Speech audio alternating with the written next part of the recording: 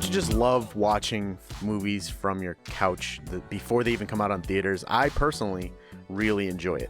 And some movies truly build up a world of temporary disbelief, whether it be corny action movies that are so far-fetched that I just turn my brain off and I don't question the explosions or the fighting and the established physics that just don't make sense, or that magic with anything can be anything.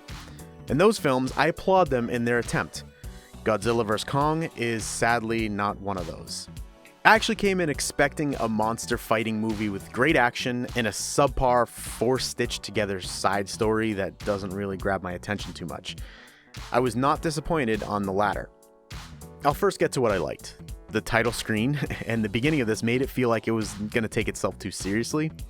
That didn't last the nearly 2-hour runtime, but it did set up a good enough vibe that kept me into it. They also weren't afraid to really show the monsters, unlike some of the previous versions of this monster universe that they set up. Speaking of the shared universe, I'm glad they rolled with the punches here and didn't force a relaunch for the whole thing, and made everything just kind of fit together with itself. Continuity-wise, it probably would have been a better idea to restart it, but I'm glad that they just ended up going with it the way that they did.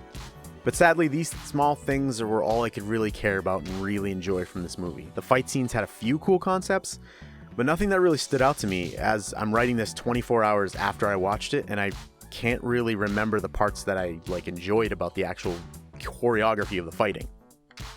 And that 360 inversion flip was cool the first time, but by the fourth time they did it, I was actually kind of getting dizzy and all right, that's enough. The acting was also really flat. I don't think I actually cared about a single living creature in the movie except for Kong and Godzilla. And don't even get me started on the father-daughter relationship. It just seems so fake and shoehorned in, and it's really not good. That's the problem with literally every monster fighting movie though, or monster movie. The B-side of the story is always bad. It's very hard to care about the humans when the monsters are kind of the main focal point. It's like you see some action and then it cuts back to some thrown together plot where they have to stop the monster because there's some evil corporation or something. There's always a bad corporation trying to harvest the monster for something, and then they always get killed. It always happens. I think the closest that came to being an actual good sub-story was Kong Skull Island, where you had the Japanese guy and the American fighter pilots that had to work together on the island that they were stuck on. And that was the only one that approached an actual passable thing. I'm going off the rails here. Outside of the dumb side plots, the distance traveling and how far away things were in the world was just all over the place. Antarctica and Hong Kong seemed like it was only a few hours away, and if you look on a map, that's not the case whatsoever. And this runs along with Kong himself, who at times was the size of a skyscraper, but then fits on a deck of an aircraft carrier 20 minutes beforehand. And just the inconsistencies are wild and weird. The first fight makes Kong seem sluggish and slow and methodical, and every punch he throws lands and it hits, and you feel it. You watch it and it connects, and you're like, oh man, these are two behemoth of creatures fighting each other. And then by the end of the movie, he's doing he's jumping off of a skyscraper and doing a Superman punch, and while dipping and dodging around lasers, and you're like, what happened here? What did this turn into?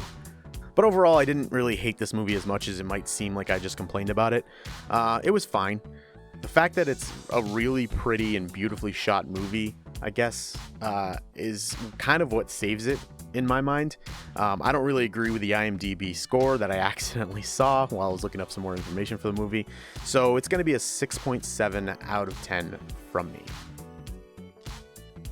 I say accidentally because I typically try not to look at reviews or scores for movies, just for myself, just so I know that I gave it a score that I really thought, instead of it being someone else's idea. I mean, it really doesn't really mean much, but I guess it means something to me. I think I'm just going to wait for the Snyder cut, honestly, to see if it is any better than the original version. But that's all I have for today, guys. If you could do me a favor and like the video, it helps out to show it to other people, grow this little community we have here on the Dags Reviews. And if you saw it, tell me what you thought about it or what you would score it. And as always, I will see you in the next one. Does this light colored shirt, does the pit stain show up on camera? I can't really tell.